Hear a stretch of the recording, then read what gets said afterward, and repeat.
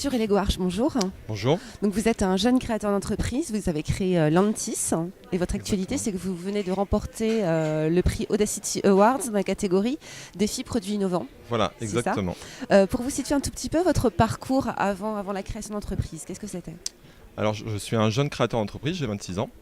Donc j'ai un parcours professionnel relativement court avant. J'étais ingénieur financier. Pendant un an chez Crédit Agricole, j'ai également été chargé d'affaires chez BNP Paribas. Je crée la société Mantis qui est dans l'ingénierie mécanique, donc j'ai changé de voie. Pourquoi changer de voie? C'était l'envie de créer une entreprise ou une idée qui vous est venue Alors, en fait, l'idée, je fais de l'équitation depuis 20 ans. Ça fait 10 ans que je fais du concours. Le produit que j'ai créé s'appelle le crampon M, donc c'est un crampon à fixation magnétique. Il faut savoir que les chevaux, comme les footballeurs, sont cramponnés juste avant d'entrer sur le stade, pour éviter de glisser.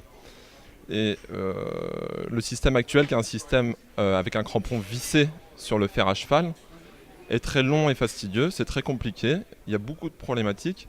Et donc pour le rendre très très simple, j'ai créé un crampon à fixation magnétique. Donc une fixation en quelques secondes.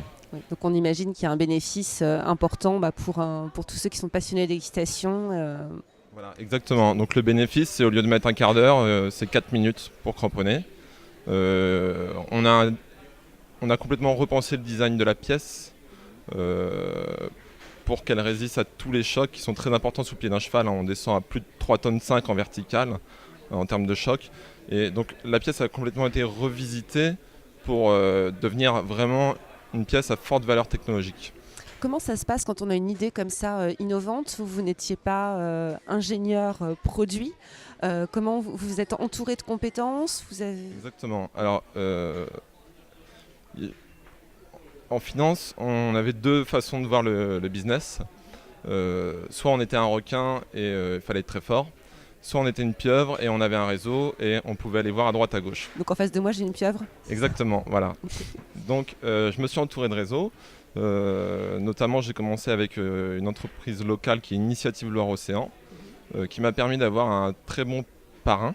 Donc toujours dans le concept d'être mentoré, qui est Thierry Mogis, qui est responsable chez Airbus et avec qui j'ai pu beaucoup évoluer sur l'ingénierie mécanique. On imagine. Et en 2 ans de recherche, parce que officieusement ça fait 2 ans qu'on est sur la recherche, on arrive à une pièce très très aboutie.